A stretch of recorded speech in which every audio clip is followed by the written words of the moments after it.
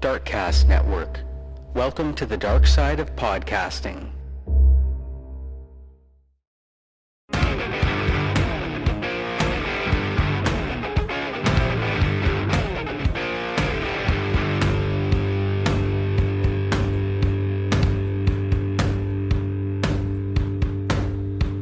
Devil is on his way. Devil is on his way. Devil is on his way, motherfucker. The devil gonna make you pay. Fall to your knees. Devil is on his way. Fall to your knees. Devil gonna make you pay. Fall to your knees. Devil is on his way. Mountain Murders is an Appalachian true crime podcast. Some content may not be suitable for all listeners. Listener discretion is advised. We say fuck a lot. Hey, y'all. Welcome back to Mountain Murders. I'm Heather. And I'm Dylan. Hey, Dylan. Oh, my gosh. How's it going? I'm so well rested. You are? Yeah. I imagine so. You've done nothing for 2 days. Well, that's not true. That is true. That's true. I've been here at the house. But, I've done things. I've done stuff. You were sitting and looking. I've sat and looked quite a bit at various vantage points from the house. And it's funny because you go on the other side of the house and sit, and it's like a whole new world from the porch side. So I've been looking at that. Sometimes I sit and look from the second-story window. Wow. Which really gives me a vantage point on people's lives. Different perspective. A different perspective for sure. You look down on the little people? Well, I am looking down on them technically, but not in my heart. Okay. And not in my soul. All right. We're eye to eye there. You know what? I like that about you, Dylan. Yeah. I don't look down on people. You don't. No, well, I'm not look down on them, but I'm not going to judge them. Well, you look down on me all the time, and then you make a short joke. Well, I have to look down to see you, babe. And I don't like that part. Oh, we're going to thank today's show sponsors. We're just going to keep repeating old patrons. We've started a new thing with Scott. Scott, this is your third week shout out. You can rub that in your family's face. And Amber, thanks in your again. face, fam. Scott's the man. Scott done been called out 3 times because Dylan can't remember if he did it or not. Maybe Dylan should stop smoking the reefers. I have not been smoking reefer lately. Okay. I've been eating it. It's not the same. It's a vicious racket with its arms around your children. Oh, it is. Degradation, vice, insanity, debauchery. Oh, yeah, she's certainly looking at the Devil's Harvest movie poster. Smoke from hell. Marijuana. No, the whole time you're reading that, it's supposed to scare you off, but I'm like, hell yeah, give me some of that. You want the smoke of hell? I want the devil's lettuce. I feel like I'm living in the smoke of hell right now. I understand what Alan Jackson meant about it being hot down yonder on the Chattahoochee. Oh, you're talking about it's hot as a hoochie coochie. It's as hot as a hoochie's coochie, yes. Hoochie coochies must be rather warm because it's hot as hell up here. Alan, I'm right now in the studio sweating bullets thinking about how I wish I was floating in a river somewhere. in that muddy water. Well, yeah, I'll take muddy water at this point. All right, so here we are for another installment of Mountain Murders. Dylan, today's case, once I got into the heart of the story, it's going to be a 2-parter. There's a lot of information out there about this case, and it's just so strange. Okay. You know what? I feel like we have to tell all the things, so it's going to be a 2-parter. But you know what? We're going to follow up our second part on Wednesday. We're not going to wait till Sunday. I agree with this completely, and it's been a while since we had 2-parter, and you've told me a little bit about this case, and I got to say, I want to discuss everything involved. Yeah, I find it very interesting. And All it's right. a case I feel like we need to discuss here in the Mountain Murder Studio because it is very strange. It's bizarre. We're going to give it what it deserves. The full treatment. Just some really, really smart, completely connected commentary on my part.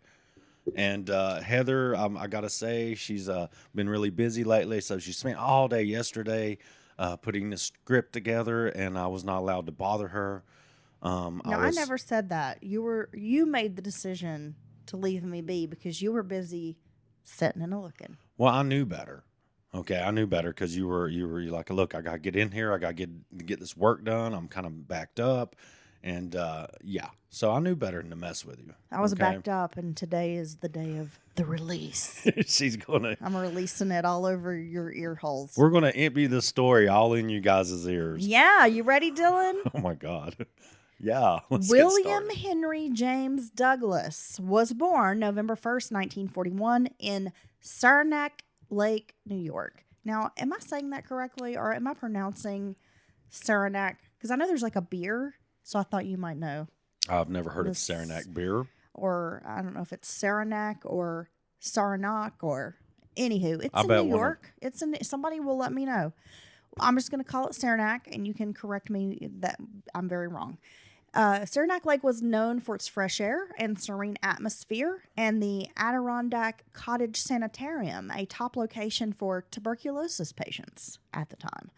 Writer Mark Twain and scientist Albert Einstein summered there. Oh, it sounds like a lovely place. It does. It almost sounds like where we live before the tourists found us. Serene, peaceful, fresh air. Hey, you, get out from behind that tree. I see you, local.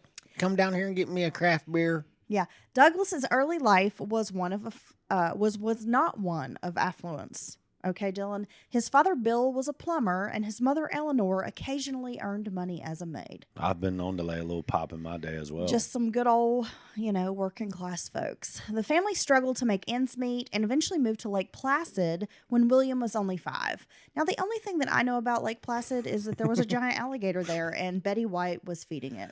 That is my knowledge of Lake Placid as well, but I would love to go to Lake Placid and run around and scream about the alligator. I'm sure no one's ever done that. I would love to visit upstate New York. I've driven through, but I've not really spent time there. I've heard it's beautiful. It looks beautiful, much like our area. And of course, you have the Appalachian Mountains running all the way up to Maine. So definitely should check that out someday, Dylan. William struggled to fit in growing up. He was an awkward kid, kind of geeky, uncoordinated, and a little husky for his age. So we shopped in the same section at J.C. Penney's. Now, Dylan, this reminds me of a conversation we had not that long ago, a couple months ago. We were at a cookout with your bestie, Yeah. and your bestie's mom was talking about how she had to buy him the husky jeans. And so y'all got into a conversation about husky sizes and what it meant as a child to be a husky kid. Well, his mom dialed him out for one thing, and he was not happy about it. He's like, no, nobody needs to know that, because how he would complain. Because if I'm not mistaken, there was actually a brand named Husky for the bigger boys and I feel girls. like they sold it at Sears And when I I was think a kid. they sold it at Sears, and I'm pretty sure I wore some of those husky jeans, but they didn't have to put it on the tag like that. I mean, that's just really not okay, because everybody else has got Lee's, Levi's, whatever, or some Jordache. Remember those wonderful jeans? Yeah. And then here you come with your husky jeans I on. had some, I think they were called Sassoon Ooh, jeans. wow. I remember in the 80s. Yeah, and Palmetto was another brand of denim. They sold colored denim. Ooh, Yeah. wow. I was like walking in high cotton when I had on like my yellow Palmetto vest. I just feel like this is something that wouldn't happen in the modern day. They No, wouldn't have now a they- fat ass jeans. Or Well, so, nothing no, like now that would actually work. They could have a thick jean brand with 3 C's. Oh, okay. And- And just lean into it. Man, bitches be going crazy over them thick jeans. They would be wanting to wear them because they would be like, you see this? This is thick. Oh, and the men would wear the thick jeans as well? Why not? I like a thick boy. Yeah, I must say, we'll move on, but I must say, I'm seeing the big boys just live their best life, just embrace their bodies. They should. Put that tight t-shirt on. Do it. Put those skinny jeans Yeah, and wear high those short waters on. shorts. And wear those shorty shorts. And because you know what? There's gals out there that like this. I'd like it. Or there's people out there, let me say that. Yeah, people. People, Exactly. humans, Right. other humans Yes. that want to be up on this. It's true. It's true. I'm getting skinny, and I don't even want to get any skinnier. I know that some people's going to be like, what? But no, I like being fluffy. I like being a big guy. I like it too. My friend, my buddy told me my partner, my other friend's, my fence partner. The one that was not wearing the husky jeans. his brother said he was going to make me, my back might get dirty. You know what that means? Explain. Because I'm getting too small. He said he's going to he's going to scoop me up in the air and slam me on the ground. Oh, damn. He's going to make your back get dirty. He's going to make me touch everything. Oh. Like that, Michael Myers made Big Joe touch everything in that bathroom stall. Oh, I see. Okay. Yeah, that's what that means. I got you. But I told him, you go ahead and bring it, because you're assuming I'm going to just take the ride without, flailing my hands and arms. I may strike you in the eye or something. Dude, all I need is like a good little running start, and I could just headbutt you and make you touch dirt. Well, see, why does So I everybody could get want to your back- fight me? Oh, no, you just have a face. It's Have a very big- adorable, but it also it enrages me for It's a some reason. Big dumb All you face. have to do is smile at me Like like that, and it makes me it's very triggering for me, Dylan. Fucking asshole. Okay, so let's get back into our story. So he's a husky kid, right? Other boys excluded him from hockey, ice skating, and rowing, which were very popular sports in this Lake Placid area when he was growing up. Childhood peers and teachers would later describe him as socially inept and unable to make friends. His mother, Eleanor, had a thick German accent in the years after World War II, which also might have made life hard for William. He was teased about his larger size, and his mother was sometimes compared to Hitler Oh, that's not a good comparison. because she had the thick German accent. Yeah. He asked his mom something. She starts, nay. Like, Mom, no, not like that, please. Bill Sr. wanted to teach his son the value of hard work in hopes that the boy would embrace the American dream. Work hard and you shall achieve success. Eleanor was more concerned with social graces, politeness, and modesty. Eleanor had William when she was in her 40s, and he was kind of considered a bit of a miracle baby for the woman, particularly because of her age. And being the only child, he was spoiled by his parents, if not materially, then emotionally. Yeah, I'd say that's much more common nowadays. Someone having a baby north of 40, right? I think it's, A little more I think it's a common. little more common nowadays, and there are certain testing they can do and maybe some preventative measures. I'm not 100% sold on that. I'm no doctor, but I do know more women who are maybe older having children. Right. Right. But back then, over 40, it was kind of unheard of for people to start having babies at that point. Right. Oh, my gosh. William was sheltered by his mother. She did not want him picking up bad habits from the other kids. So not only did he struggle to make friends, but his mother isolated him, instilling ideas that the outside world was a dangerous place and that her son was special from other children. Yet William was a precocious boy who often disobeyed his mother by sneaking out of the house. When he was caught, she would verbally reprimand him until the boy cried. He would promise not to break the rules again. His mother would further isolate him as a punishment. And due to her alienation and pampering of William, he remained immature compared to his classmates. In solitude, William stuffed himself with Eleanor's German cooking, growing plump and becoming more of an oddball, if you will. Becoming even bigger. Yeah, becoming more plump. Well, I just don't get it. I mean, I don't understand. So he doesn't have any friends. He's kind of geeky and awkward. Yeah, but His what mom's isolating him, so he just stays home eating sausage and potatoes. the Wiener Schnitzels? And getting chunkier and Ooh, that's so good. feeling lonely. Do it. I can't do it. Ooh, the sausages are so tasty. Oh, Do it. I can't. You can do it. No. Oh, you can. You got to do your little fingers. Oh, I love the German sausage. Oh, that's so tasty. Oh, yeah. Yeah. My name is Hilbrun. I don't understand. Our goal is supposed to be raising a mature, capable adult, young Well, that's adult. the goal, but apparently we failed as parents. I'm not- but I'm I'm not worried about admiring that. other people who raise capable young adults. Yeah, but Anyway, you know moving what? along. If I'd have tried the whole time, my kids would be badass, okay? if Look. I had actually put forth any effort, they might be different. Yes. No, but look, I'm saying though, but I don't understand. Like, you got to see your son struggling socially, or with his weight. I'm sure. Then when he does make a friend, you're just another obstacle in his way. The way you treat him, like isolating him or not letting him, interact with a couple of friends he's made as punishments, which just further is going to alienate him from the other people his age. I just don't get it. That just seems backwards to me. Seems like you'd be wanting to support him and help him have more Encourage friends. him. Encourage, yeah. Yes. All right.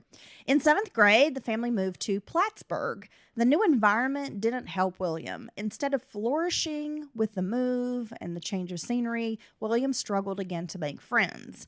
Though he was coddled and assured by his parents about how special he was, William was considered an unremarkable student. He didn't excel academically and was not incredibly interesting. He didn't really have any hobbies. There was nothing exceptional about him. Except how unexceptional he is. But his parents, they thought he was just a smart, amazing kid. His parents thought he was the tits. I guess that's what happens sometimes. And again, that just doesn't add up with the reality.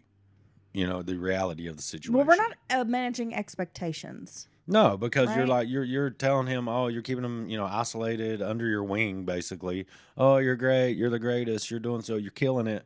But then his grades and everything and feedback from teachers doesn't reflect that. So that's just, again, that doesn't match up for me. Right. So then you end up with somebody who's kind of cocky and arrogant, very Yeah. self-assured when they don't really have a reason to be. No, it seems like we see that a lot I nowadays. see that a lot nowadays. It's like I Yeah. told, like we discussed this, and I said, it's okay to be confident or self-confident. You should be, but it usually comes along with you learning or mastering new skills. You know what I mean? Like, or I'm really good at this, or I'm good at this sport, or I play this instrument, or this, even a video game or something. I'm just really good. But it seems like nowadays you get this, what would you call I'm very amazing and special and spectacular but attitude, but you can't carry on normal but you conversation. don't really bring a whole lot to the table. Yes, Yeah. So that happens. yeah, You well, see that well, happening. parents have been giving their kids way too much self-esteem lately. That's a great point, Heather. I think we really need to knock these little sons of bitches down a peg or two. Just Yeah. let them know that hey. You're to be seen and not heard. Well, yeah, they need a little bit of that back in. You can go too far on that way, but we need a little dose of that. Just shut up and You're not an equal in this household. You're a child. You're Yes. not an equal in the household. There you go. Until you split the bills with me equally, we're not going to sit down and make every decision together. Well, don't tell some parents that. Well, and that's fine. That's their household. They get to do what they want. Entitled to make decisions for themselves, even though they're still shitting their pants. My mama ain't asked me shit. My She mama told asked me what I was doing. She didn't say, "Do exactly. you want to go do X, Y, Z?" She Hell told, no. and if I was lucky, I could, talk my way into maybe staying home for an hour or two by myself. But that was very seldom as well. Right. Well, William, he's just amazing, even though he's not really doing a whole lot. And by his teen years, William had started finding his place a bit more. While other boys listened to rock and roll music and chased girls, William was fascinated with biology and science in general. His father had instilled a pretty good work ethic in William, and he took on several jobs while in high school to earn extra money. He worked at a local grocery store as a bagger and started keeping up his grades. With the appearance of fitting in, William was thriving, finally, in his own way. Yet, he was incredibly socially awkward, especially around the opposite sex. And though he was interested in girls, William found it difficult to hold conversations or even approach them. Like, just being near a pretty girl would make him like a nervous wreck. Oh gosh. Yeah. Okay. To make matters worse, William's voice was described as high-pitched and girlish. Wow. So he sounds like Elmo. Man, this poor little guy, dude. So he's plump, socially awkward, And he's a big guy. and he's got a voice like this. He's tall. And he's a big guy. Yeah, like he's over 6 feet tall once he hits adulthood. And he has a high pitched voice. Yeah, and all I can think of is you've seen that movie I Love You Man Yes. with Paul Rudd. There's the part where he's working out at the gym, and the whole premise of the movie is he's like trying to find a guy friend because he's always been like a girlfriend guy and doesn't have a guy friend. But his brother hooks him up with this guy like, oh, he's cool. You can work out with him at the gym. And the guy's got like the really high pitched voice. Yeah. And he'd be like, go ahead, Liv. You can give me another one. Go ahead. And it's like really squeaky and high pitched. Oh my gosh. Yeah. And that's all I can think of is that Williams sounds like that guy. Damn. Again, like Elmo. So he's still an outcast. It was sometime during his late teens that William discovered pornography. Wow. Now, the 1950s and 1960s were an era in which pornographic materials, though still considered extremely taboo, were starting to make their way into the mainstream. Playboy was considered a more elevated form of pornography at the time, Well, yeah, I read it for the articles. but often magazines and films were hard to come by and had to be mail ordered. Surprisingly, during that time, bondage magazines were quite popular. And this kind of makes me think of, Wonder Woman. Betty Page and Oh, her yeah. work with Irving Klaw. A lot of those images featured Betty. She was a pretty popular bondage model during this time. And Irving Klaw was a big producer of this type of work. What? And these images usually featured women hogtied or chained to walls. Yeah, and some people might not know the creator of Wonder Woman, him and his wife were they were into that stuff. And, He definitely was. That and- was why she had her golden lasso. and if you pay attention to what some of the things Wonder Woman does with her bracelets around her wrist and her lasso and all that, it really is kind of obvious. Yeah, he was into it. That has like an S&M bondage basis to that. He and his wife were also in an active polyamorous relationship where they had a wife. They had So a wife. The wife had a wife. Yeah, and the Because his wife. wife was pretty instrumental in helping him create Wonder Woman and the drawings and all the things. And so she was kind of, in her own right, like creative working gal. So they had a wife that stayed home and raised the two sets of Yeah. children. And after that he he passed, fathered. those two wives lived together Until for the their rest of their deaths. lives. Yes, they were like besties. It's a very sweet three-way. It's a very sweet story. It is. It's a successful three-way. It's very. Right? William discovered that his tastes were a bit more hardcore than the girly magazines like Wink or Playboy. The images of people, especially women, being tied up and humiliated were very appealing to the young man. I've never heard of Wink. Have you? Yeah. Really? Yeah. So that's one of the old school, one of the original. One of the pinup magazines. Okay. Yeah. I know a lot about them. Yeah, will you show me some? Well, I just know a lot about the pinup art. And so, okay, anyway, moving along. Accepted at New York State University, a teacher's college in Plattsburgh, William was college bound. Yet his father, Bill, died in a construction accident a few months before he graduated from high school in 1963. Eleanor's mental state declined seriously after her husband's death. Only in her 60s, she became confused and was often seen slobbering and mumbling to herself. She would sit alone in the family's trailer home unattended while William studied and went to school. He ignored his mother for the most part and failed to provide her with adequate care. So his mother is just being neglected Oh, when poor. she's obviously in some type of mental decline. Yeah, well, that's really sad. She lost her husband, and I'm sure that's a big shock. And it sounds like there may have already been maybe some other things, underlying issues such as maybe Alzheimer's or dementia setting in. So yeah, it's pitiful. As a Christian Scientist, Eleanor had no interest in science and had disapproved of her son's studies and interests. He was considered downright nasty to her at times and would often read aloud from his science textbooks in order to annoy her. Neighbors and friends were shocked at how rude William could be to his mother. Noting his mean streak, William often told his mother to shut up when she was speaking to guests. They thought he was rude, hateful, and just downright mean at times. It was pretty cruel and didn't seem to have any problems behaving that way in front of company. I would be hard pressed to just sit there and watch someone treat, even if, there's history there, you never know how his mom treated him and all that, but still, that's just cruel when you have someone elderly, in mental decline, having all kinds of issues, and you just like shit on them daily. I don't know what you get out of that. Well, I think it just goes to show that maybe William is not exactly a good person. Well, yeah, definitely.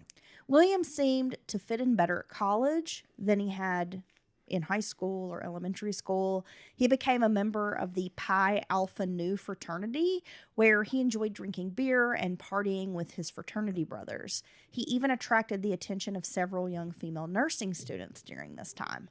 Though he was considered emotionally immature, William's intelligence gave him an air of sophistication, which was appealing to some of the young women.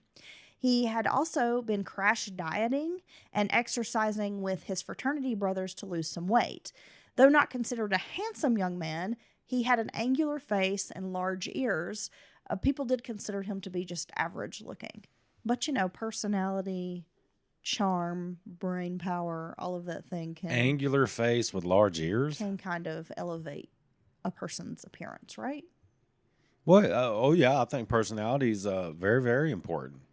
I mean, you can be what people consider a 10 and just like a trash, horrible person.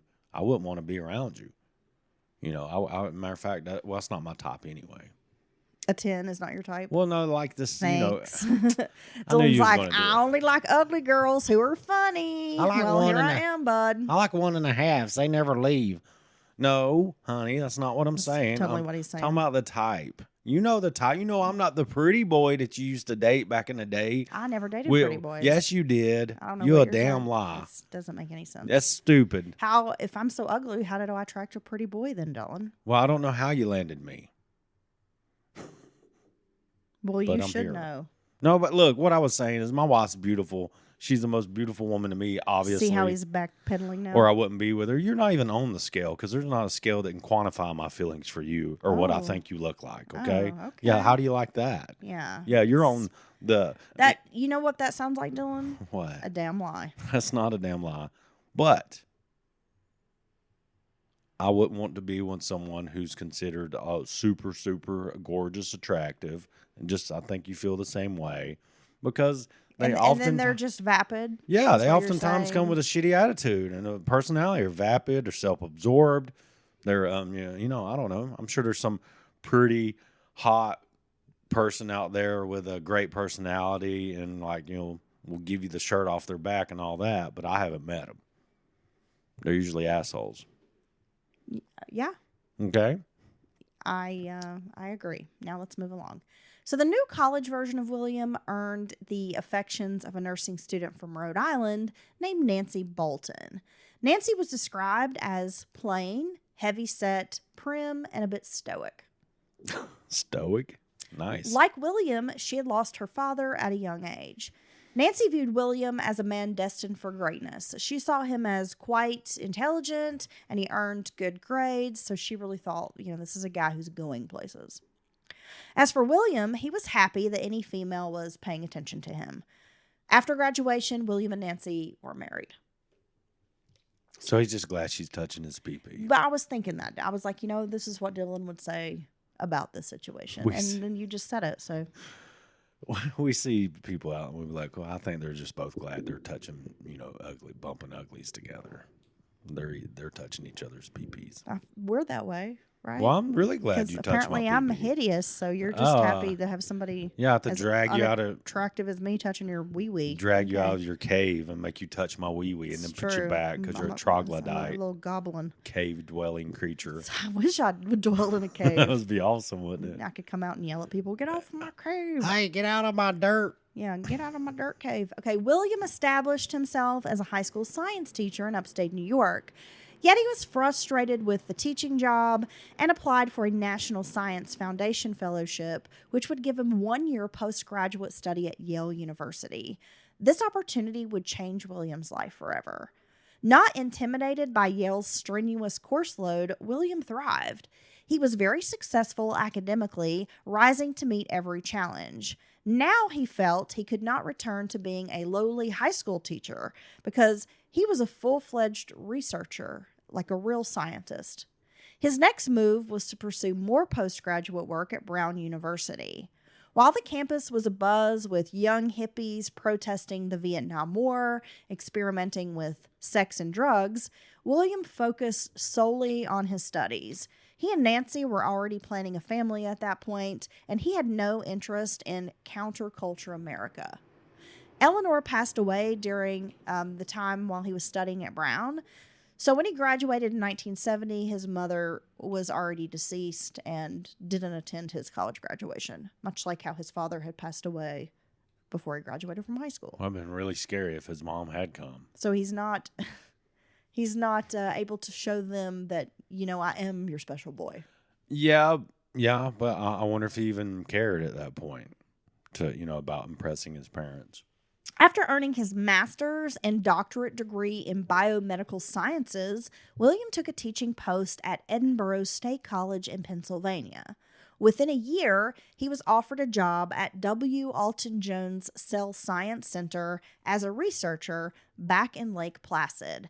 He became director of the center's electron microscopy facility and associate director of education. Damn.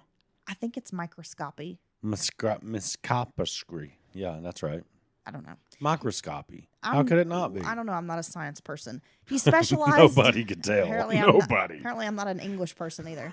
It's their second language, Though I folks. studied journalism. He specialized in studying tissue cultures. Okay, so he's actually done the damn things He's when it done comes the to damn that thing, yeah. academics and all that stuff. Yeah, absolutely. In certain circles, William earned an impeccable reputation among his science colleagues. His dexterity was called amazing, and people were impressed with the way he could cut tissues into very tiny, thin sections in order to mount it onto slides. And he did it with such ease that people were super impressed. So he has a really steady hand. He Yeah. can make these fine cuts. He can do all the little beakers and droppers and the stuff like that, all the sciencey stuff. Yes. He's good at it. He's good at it, Dylan. Okay. Over the next few years, William studied isolating cells and growing them in vitro, like inside the human body. He also studied surfactant, which is a waxy substance that allows the lungs to inflate, but it's absent in premature babies. So he was trying to figure out why that is. That was part of his research. Now, by now, William had become a father to 3 children, Billy, Pammy, and Johnny. Oh, wow. They He put was- Y's on the end of everybody's name. He was, by all accounts, a good father who took his kids to skating lessons, and he even became a peewee hockey coach, despite the fact that he was not athletic at all. So that's how you know you got a good dad. He can't play the sport for shit, but he's going to coach your team. Well, yeah. Have you ever coached a child sport? No. No one ever asked me to. You never volunteered? Well, no.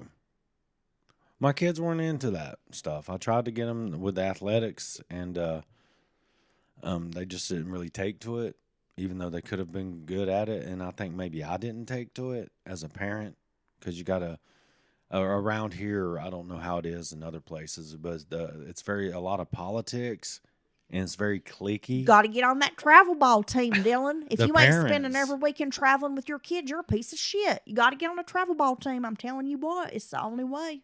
It's the only way. Yeah. So I didn't That's how a lot of people are. I didn't really fit in with those people either. So I don't know. Maybe it was me, maybe my kids, but we didn't really pursue the athletics that much. I coached 2nd grade girls basketball Oh, rec league. I bet that was fun. It was. Now, It what was quite adorable. I like to do is I like to sneak in to the ball games, and I don't have any kids there because my kids are grown. But then act like I have a kid Like and you're a parent. try to get on the coaching staff. Okay. That's what I like to That's do. how Dylan ends up in People Magazine's true crime section. I'll be like, look, they got me listed as a sexual predator, but I'm going to promise you this is a misunderstanding, okay? All I wanted to do was be the third base coach, and I wanted to wave somebody in home. That's all I wanted. I just want to touch your kids. I just want to. I mean their hearts. I want to touch your kids' hearts, okay? I love children, and I am dedicated to touching each and every one of your kids. I've been out here for 2 weeks trying to touch your kids' hearts, And all I'm getting for it is charges, Just and I just hate. don't get it. You know, y'all, Yuns is a bunch of haters. Now, Nancy had returned to work as a nurse. So William was known to help around the house and step in to care for their children. So by all accounts, they seem like they have from the outside a good marriage. He's a really good dad. He's active. He's involved. He's very hands-on. Doesn't just leave the housework to his wife. Though he's working long hours, and she's working, he's stepping in, stepping up, helping out. Yeah, I gotta say, this sounds like one of the most normal everything's we've ever discussed. Household, his careers, college. So okay, I can't wait for the other shoe to drop. Yo, you wait, Dylan. When Nancy had a miscarriage, William cut his work week down to a 4-day work week in order to help his wife.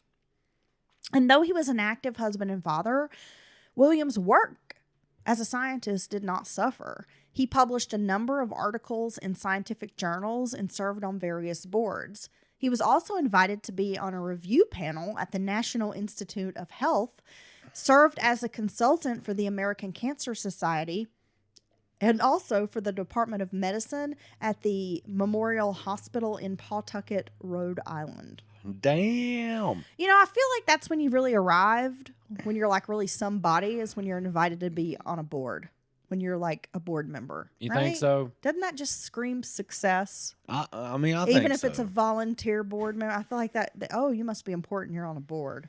Well, I am chairman of the board. So, I mean, you know. You are no Frank Sinatra. Draw your own conclusions, folks, okay? All right. He's no Frank Sinatra. You are not the chairman of the board. I'm chairman of my board. I make all decisions. Look, you take your tiny little piece of kindling there and you go somewhere else. Okay, so he took a teaching job back in some of the towns where he'd grown up, like Saranac Lake and in Plattsburgh.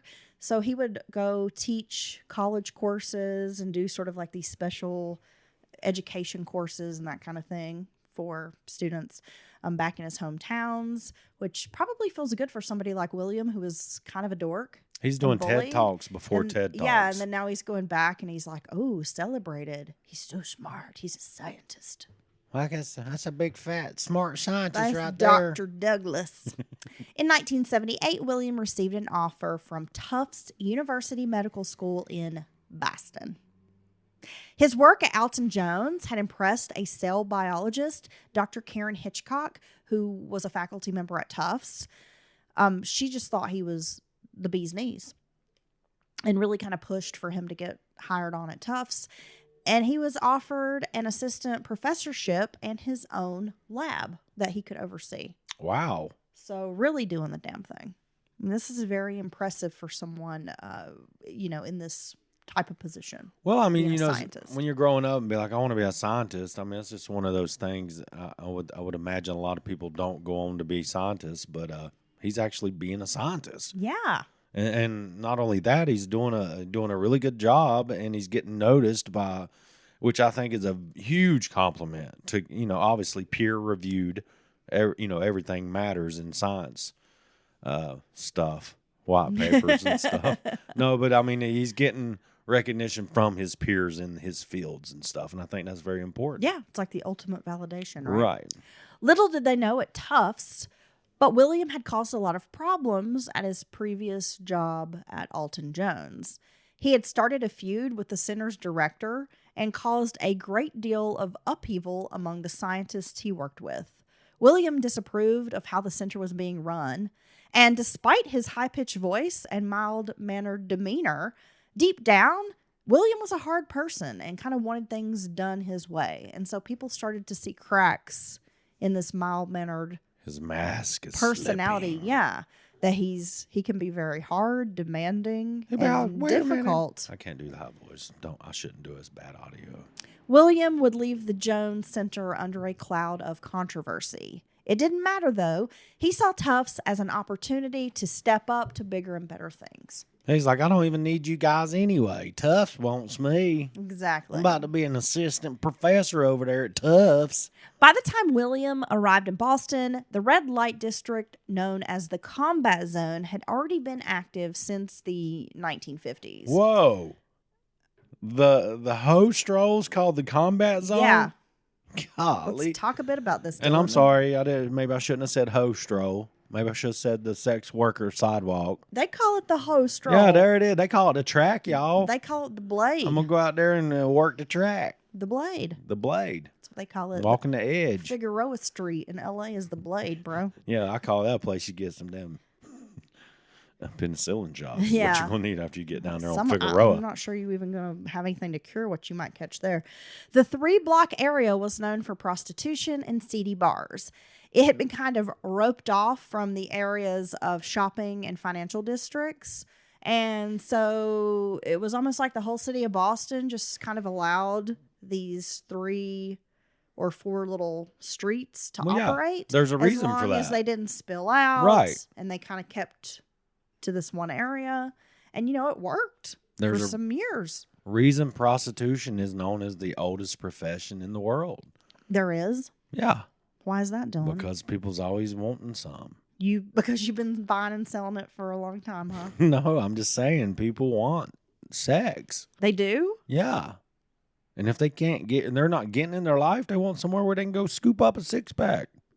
Of sex. Of sex or I'm confused. Sex. You make it sound like they're out there scooping up a 6-pack of Vita Waters. Yeah, I get a tall boy. Let me get that 40. That's for the big one. Let me get that one right there. Oh. Yeah, I'm gonna beat a 40 ounce out there. You are the husky 40 ounce on the stroll. I'm like, somebody said they wanted an OE, a foamy OE that's very refreshing. That's yeah. old English malt liquor. Oh, I knew beverage. exactly what you were talking about. Okay. You can pour that Schlitz down my throat, Big Daddy. Yes. Won't you get over here and slits on me, Big Daddy? Yes. Okay, so porn theaters cropped up, as did sexually oriented entertainment, clubs, strip clubs. So it's doing everything. Burlesque cabarets. Located on Washington Street between Boylston and Neyland, the area extended up to Stewart Street and Park Square. The Boston Globe described it as, quote, the area turns into a Coney Island for the emotionally scarred, the place for the emotionally and sexually deformed. Okay. I want to go there.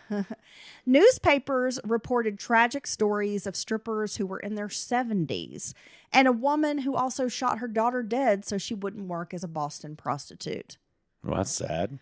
Sometimes the red light district's shenanigans burst out into the, quote, real world, like a sex worker might reach into a car window and steal a wallet. Or shoppers at the popular Filene's basement might see a pimp fighting with his hoe in front of the store. Like, you need to take that back over one block. And sometimes bodies would turn up, usually of sex workers, a lot of them being pulled out of the river. The zone's popular bars included, Dylan, the Pink Pussycat, Meow. the Sugar Shack, Gosh. the Mousetrap, eek, and the 2 o'clock lounge. The 2 o'clock lounge? Yeah. That's that one. It's like one doesn't belong. You know what I'm saying? I'm curious why it's called the Mousetrap. Because you're going to get caught up. College students, middle-aged men, white-collar businessmen, and hippies wasted away the hours drinking and hanging out on the bar stools at these various clubs. Signs promising cold drinks and live nude girls flashed across the alleys. It was a boisterous and sometimes scary neighborhood. You might get mugged, lose your wallet, win a prize, or get filled up by a nasty lady of the night. You just never knew Damn. what was going to happen. I would just be kicking and hanging out. In the combat zone. I would go hang out in the combat zone just so I could people watch because this place seems kind of fun. I guarantee you the people watching is the best ever. And I would have a joint called Frankenfurters or Sawhorses. Okay. Yeah. Sawhorses. Yeah. See, you're intrigued. Yeah, you come in and there's sawdust all over the floor. And Is there a mechanical bull? there is not a mechanical bull. Well, then I'm not going. But there's a set of sawhorses. And that's where the guys, because this is my guy. I have like a harem of guys. This is for the ladies or anyone who likes guys. And they're really sweaty.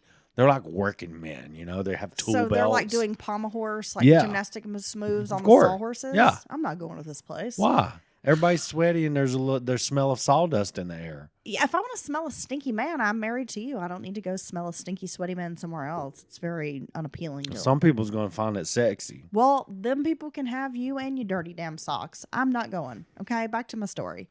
LaGrange Street was the most active spot, which was a little more than a crowded alleyway between Washington and Tremont.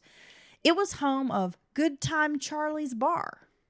Most Bostonians knew that Good Time Charlie's was a place to meet sex workers. Back in the day, entering the bar meant you would encounter at least 30 sex workers who were either stationed on the sidewalk in front of the bar or inside where they sought out Johns. Damn, that's a lot. And there was like a deal they had made with the bar.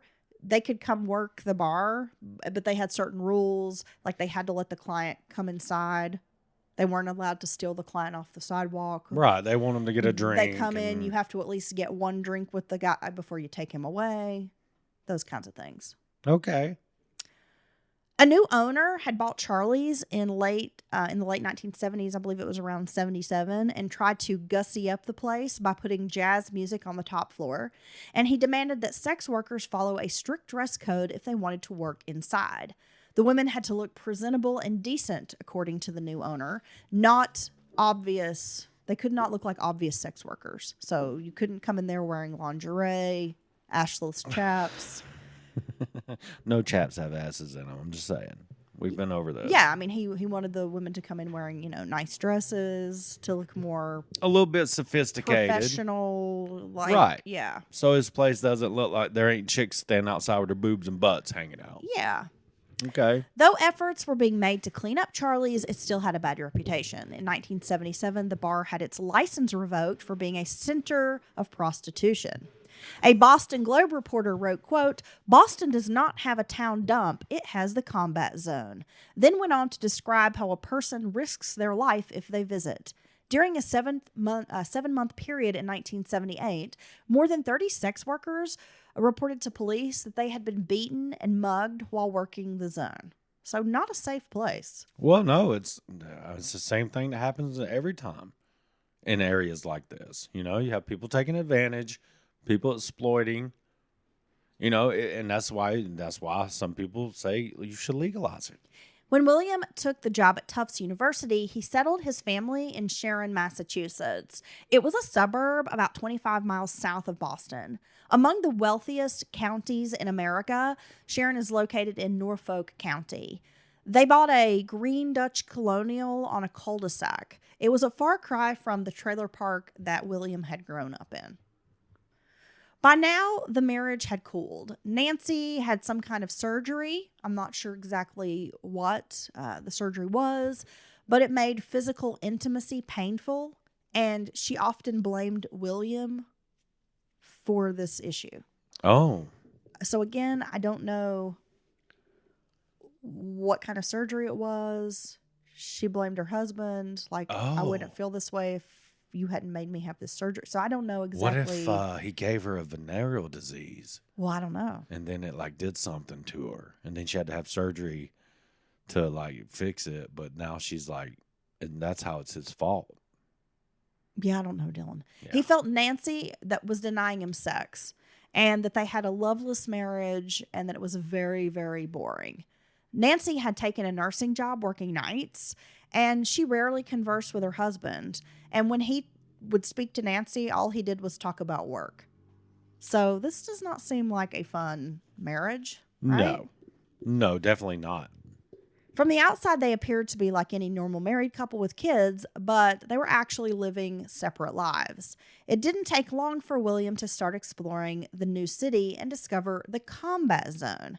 Lined with porno movie theaters and strip clubs, William was like a kid in a candy store. Because if you remember, he had this thing for pornography back in the day. Yeah, early on. And that has not died down over the years. No, but I would say pornography's become more obtainable and available. So now here he is, a grown man, living his best life, and now he can immerse himself in the combat zone. Which is only a few blocks away from his lab at Tufts. Nice. Within walking distance. He can go down there and eat lunch. That's one way to put it. His wife didn't stand a chance against the neon lights, high risk, high octane lifestyle on the streets of the combat zone, basically. William was doing superb work at Tufts. He was teaching at the dental and veterinarian schools. He was considered the most distinguished professor in the university's Department of Anatomy and Cellular Biology. Always the highest rated teacher, William was popular, and students flocked to take his courses. On April 8th of 1981, the New England Anti-Vivisection Society presented Tufts with a $100,000 grant, the first of two promised to the university, so that William and his team could develop an eye irritancy test using cells taken from human corneas. Wow. An animal rights group had joined William and helped him get this grant, which was groundbreaking. No animals would be tested in the study. So he had the backing of this animal rights group. And this was kind of a hot button issue at the time. Right. Animal rights groups were starting to speak out against animal testing. So he was saying, if we can get this grant, I know how we can do this without testing on animals. Yeah, so this group is really teamed up with William. They help him get this grant. So then he becomes sort of a popular figure among animal rights activists. Though Dr. Douglas was well respected at Tufts, his peers did find him, quote, quirky. He weighed well over 300 pounds. Dr. Douglas wore weathered shoes, shirts with rips and holes, often stained. You know, his wife Nancy was busy doing her own thing, working as a nurse, and she didn't have time to press her husband's shirts, and he surely didn't take the time to do it himself. His shabby appearance in ways kind of added to his reputation as a brilliant professor, a man too consumed with his work to care about his appearance. Yeah. But his office was also a mess. I mean, it sounds like his office looked like hoarders lived there. Like it's just totally out of control. Yeah. Yet his work was compulsively detailed. Well, maybe to a degree that was true, that he cares more about, his meticulous research so much that he doesn't really even entertain, oh, I need to clean up or I need to get new shirts. He's just constantly thinking about his work. They would just talk about how meticulous his work was, and he's just so spot on. But then, his office is chaos. He comes to work every day looking super disheveled. And he smells like Badussy. I mean, who knows what he smells like. Douglas was considered shy by some, while others thought he was obsessed with work. He reacted badly to any kind of criticism. Most colleagues avoided approaching him at all. In a show of defiance, many of his colleagues would call him the man behind his back because he thought he run shit. Okay. So they would joke around and be like, "Oh, Here comes the man. Did you talk to the man first?" The man. Woo. A research professor named Ronald Sanders worked alongside Dr. Douglas for years. He described genuine temper tantrums that he had seen escape from the man for years. William would throw pencils, shout, slam doors, and swear at people in the lab. He also seemed paranoid. He often accused students of ransacking his office and stealing his supplies. He took to labeling everything in his office with his initials so no one could walk off with his stapler. That's my stapler. I mean, I feel his pain, man. Have you ever went to staple something and your stapler's gone? Because there's nothing else that's going to replace it. Yeah, I know, because I'm somebody who likes things to be put in certain places. I know. And I go to get those certain things, and you have moved them. Whoa. And you stick them in the most random places, and it drives me crazy. That's and then you'll not be like, true. do you know where my blah, blah, blah is? And I'm like, well, if you just put it back where it goes, it would be there. And then you're like, what? Huh? And just look at me all baffled. Like, how dare you suggest I return an item to its spot? I don't even know what you're talking about. I know you All don't. I know is if you go to staple something and your stapler's gone, there's no way around it. Well, put it in its rightful place, Dylan. Around women, Dr. Douglas seemed prudish. Many thought he was asexual, a nerdy scientist consumed by his work, and he paid little attention to the opposite sex. Dr. Douglas worked with 4 single men in the lab who often discussed the combat zone. William never engaged in these conversations and actually seemed disgusted when the men would bring up anything related to women or sex or the combat zone. There were plenty of women working in the lab as well, but William was nothing but respectful to these women. He wanted to be perceived as a family man to others. Yet little did they know, after hours, William would slink off into the darkness to the Ooh. dirty underbelly where people were willing to do just about anything for $1. The combat. So he's totally leading a double life. Yeah. Well, it's obviously he wants to be perceived a certain way at work. And, which I don't know. Well, I guess I could kind of see it because we are talking about something that's illegal. I mean, you would be cheating on your wife and stuff. So I could see some guys not really wanting to be a married guy with kids and he's in a An position, esteemed an professor. elevated position there at work. So I could kind of make sense that he wouldn't join in on this and kind of keep it to himself to a degree. But I mean, hey, if you like to pay for sex, then you need to be, but you are cheating on your wife, so that's not okay. By the time Dr. Douglas discovered the zone, it was somewhat in decline. VHS tapes and VHS players meant that pornography could be viewed at home, so many of the old movie houses were starting to close down. Yet there were still plenty of cheap thrills to be found. Drugs were sold on every corner, and sex workers were selling on the sidewalks and in the bars. Somehow, Dr. Douglas, in his threadbare suits, managed to navigate in and out of the zone with little trouble. There were a few decent restaurants located along Washington and Neyland streets, so if he happened to bump into any of his colleagues around the way, he could just say he was out grabbing a quick lunch or dinner before heading back to the lab. And be like, and who's this 6'2" Latino woman that's with you, Doc? Wait a second. She has an Adam's apple, Doc. What are you doing? That's his friend. I'm taking her out to eat. This is his friend. She loves to eat at this really high-quality restaurant that's right over there.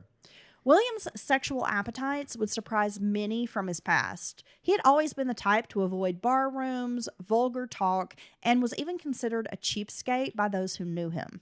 When he wasn't combing the streets of the combat zone, William returned to his private room in Sharon away from Nancy and the kids.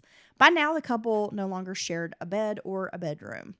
When he was home, he would load up on junk food and often read books with titles like Little Sarah's Slave Training, Wanda and the Whip, and Illustrated Gang War Torture. He hoarded hardcore pornography and erotic literature books like a boy would do with comics. He also collected Boston's alternative newspapers, the Boston Phoenix and The Real Paper, where he scoured ads for sex workers. There were private escort agency ads and sex workers who used the classifieds to lure clients. Married men placed ads looking for sugar babies or mistresses. Couples looked for partner swaps. He would clip what he called the horniest ads, and he stored them in a file folder. And it's marked horniest ads. Oh my gosh, dude. So obviously he's not only likes to partake in the transactions with the sex workers. Sounds to me like he's into eroticisms. Wait, like written Erotica. is written porn is what I call it. Right. Yes. He likes erotic literature. Yeah. And That it can be seems like hot. even just reading these ads Yeah. kind of thrills him. That's what. Yeah, and he keeps the horniest ones. That make him the horniest. That's his meter. Yeah, it literally has the meter in his pants. Thanks for It sharing. goes from like red to green. Oh my gosh, it's like that Ding, ding, ding, ding, the ding. terrorism level. Yeah. Yeah. Code orange. Everybody watch out when you go to Walmart. Gosh. You see something, you say something, you sons of bitches.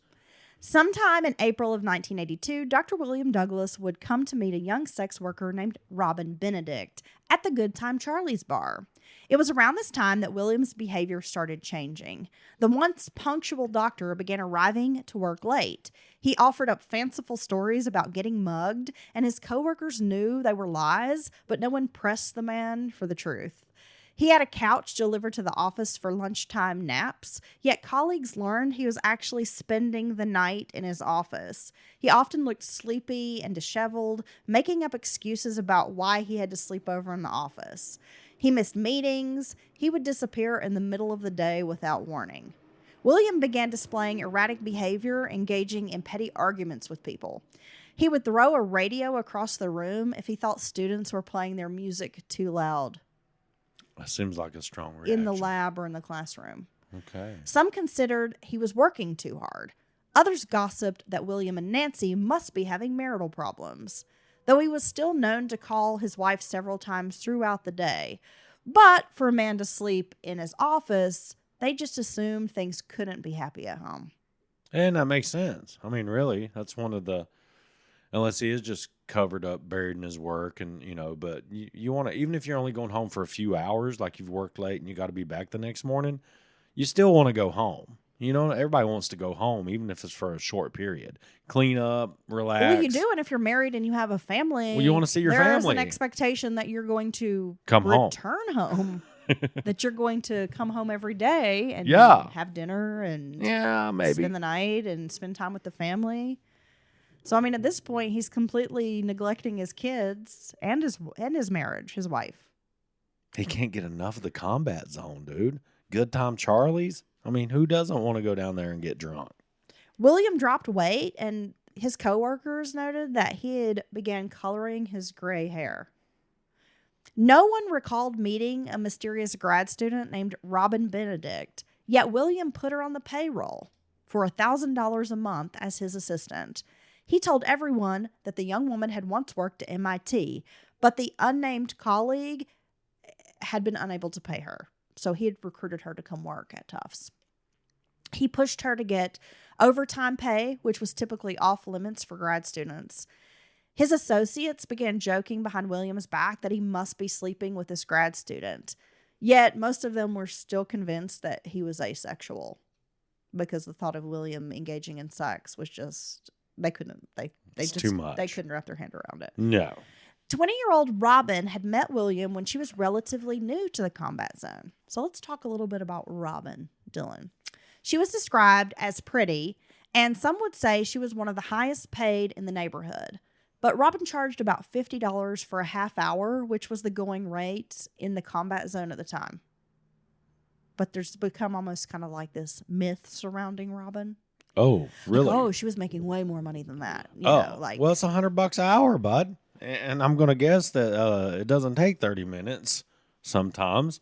So you may be able to squeak 3 in. So that's $150 an hour. Robin had been known to reject overweight men. She said she didn't like the way they perspired. Yet she saw something in William, a sucker. He seemed gentle. He appeared weak but had money. It was a nice change from the rowdy types who preyed on the sex workers in the combat zone. Nadine, as she called herself, gave him a spiel about how she wanted to go to college someday to become a graphic artist. She did have an artistic background and had once attended the Rhode Island School of Design. She was somewhat an unusual girl to turn up at Good Time Charlie's, a fresh-faced, clean-cut type of girl who was smart and could carry on a cultured conversation. So, of course, she immediately caught William's eye. And she's very beautiful, by the way. Robin's very beautiful. Yeah, she's a very attractive woman. Was William's last name? Douglas. Douglas. You've been listening this whole time. Well, no, I was just making sure I had it. I thought that was it. Now, it was reported that Robin, or, Nadine, refused to perform oral sex on Johns. If that's what a man would want, she would pass the John off to other sex workers when they asked for it because she was not going to do that.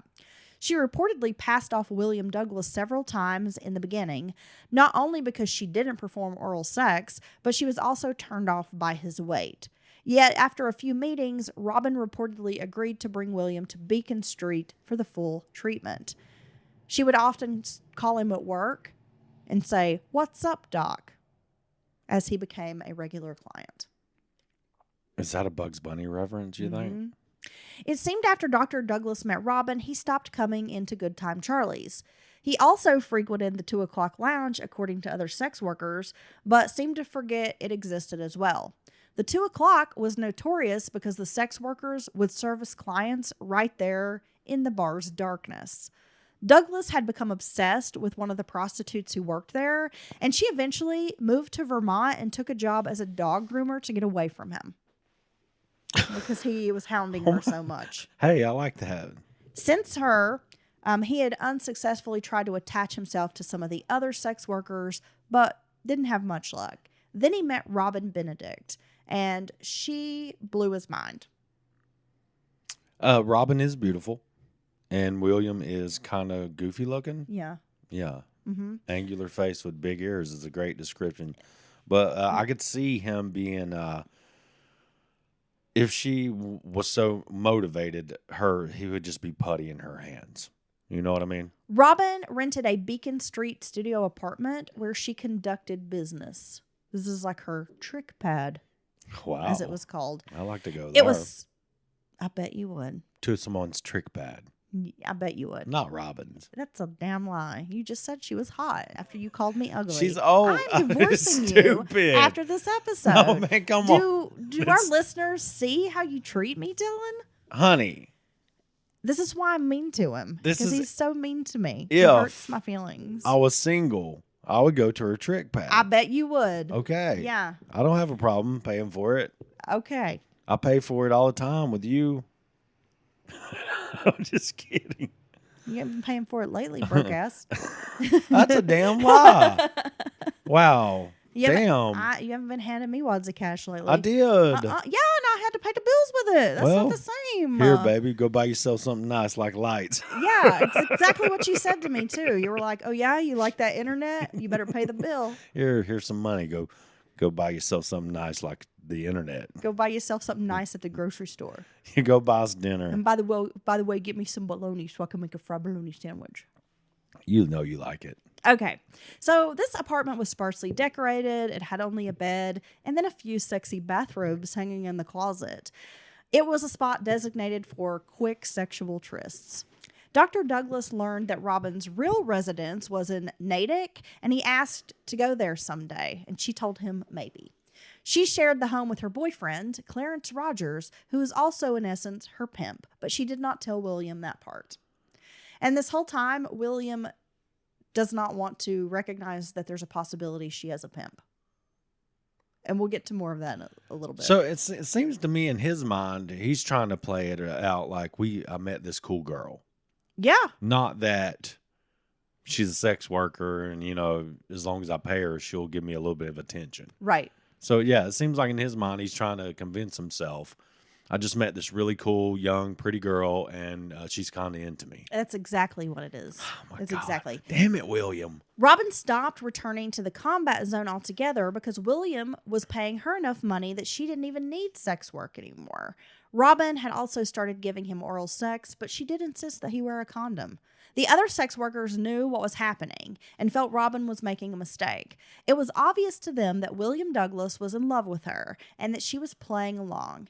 It was easy to understand. Having a sugar daddy client was a lot easier than hustling all week, servicing different men every hour who were scary and dangerous, could potentially kill you. Yeah, right? I agree. It's got to be better, right? But still, customers could get the wrong idea, thinking they actually mean something to you, something more than a paycheck. So all of these other women who were working alongside Robin were like, this is a recipe for disaster. Well, they've also seen William around the edges there, and they've heard other girls talk. They had to move out of state yeah, because he keeps like a stalker. He starts being way too much. Yes. Getting in the way of them having business with other people and stuff like that. And they're really just, he wants way more out of the relationship than they want, it would have seemed. Yeah. Yeah. And I'm sure that's not uncommon. I'm sure that happens to varying degrees sometimes. Douglas began seeing her regularly, not just once or twice a week. Like, he was seeing her almost every day. He was spending about $200 a night on Robin, sometimes more. At times, he would give her additional monies, up to $300 extra, so she didn't have to work at Good Time Charlie's on nights when she was tired or just wasn't feeling it. She'd be like, I guess I'm going to have to go let other men touch me, William. If only I had $200 more. Yeah. I wouldn't have to let other men go touch me, William. Basically, that's what's happening here. Yeah, and then he's like, well, here, have an extra $300. He's like, here, take more money. Stay here. Hi, honey, here's some money for you. Okay, so Robin Benedict had grown up 30 miles outside of Boston in Methuen, a mill town known as the birthplace of poet Robert Frost. Oh, nice. Her father was from Trinidad, but he served in the U.S. Navy and eventually changed his name from Lopez to Benedict because he was really proud to be an American, and he wanted to have a more American-sounding name. He married Ellen Menzies and moved to Methuen into a 5-room house. And he really tried to be the typical all-American father. He hosted backyard barbecues, and he worked at Raytheon. Robin had 4 siblings, and her dad encouraged them to enroll in a local marching band, where he eventually took over as co-director. He was very active as well in his kids' lives and really wanted them to pursue the American dream as well. Work hard, you can get somewhere. By the time Robin was in high school, she had kind of been awkward and maybe considered not really that cute when she was younger, but she just blossomed. And then all of a sudden, she's gorgeous with olive skin, a killer smile. It was almost like she went away for summer vacation and came back and was like a completely different, beautiful young woman. Yeah, that happens sometimes. You know, you go to summer break and come back, and some girl you hardly noticed before, and now she's just like, oh, you can't take your eyes off of her. Yeah, I bet you didn't take your eyes off of her, you pervert. Well, I wasn't in school with Robin. She's way older than me. I was just a little kid. Back then. You're still a perv. You're the I was creeper. Oh, you say I'm a pervert kid, dude? Yeah. For real? You're just Yeah, a creeper I'm the right now. creeper. She was the Hey. sort of girl that everyone noticed in high school. She was creative and her hobbies were artistic. She played flute. Again, she had been in this marching band. She was a very talented flutist. A very talented And flutist. she was into drawing and she was pretty good at it. With good looks and excellent grades, Robin was considered the superstar of her family.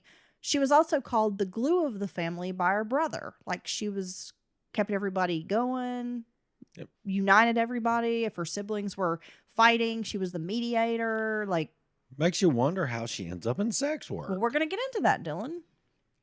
Her father started a wedding photography business, and Robin would often help him set up the equipment, and she also enjoyed posing for her father's camera. She knew she wasn't tall enough to become a fashion model, but that didn't stop her from enjoying fashion. She was always posing and just could nail poses, and people would say, you should be a model, but she's too short. And she was always kind of looking older than her classmates by dressing more quote-unquote sophisticated and doing her makeup, that kind of thing. One of her classmates said, quote, she was probably the envy of other girls, describing Robin's long black hair and dark eyes. She was considered kind-hearted, friendly, though she didn't have a large friend group. She was a bit of a loner, and she spent a lot of time with her family. She was close with her siblings. They were like her best friends. People in Methuen couldn't think of a harsh word to say about Robin. She was well-liked by everybody. But she also liked being the center of attention and took the opportunity to be on the yearbook staff at her high school because it was a chance to place her photos throughout the publication. Well, damn, that's a great reason to join high school or join yearbook. It was during attendance at Greater Lawrence Regional Vocational and Technical High School that she pursued her interests in art. During a fundraiser at the school, members of the New England Patriots were playing in a charity football game to kind of raise money for the school. And that is when Robin met Ray Kostick, a Patriots player. They went dancing afterwards at a nightclub, and Robin just sort of hit it off with him, and they became fast friends. He started hanging out with Robin, often attending her father's weekend cookouts.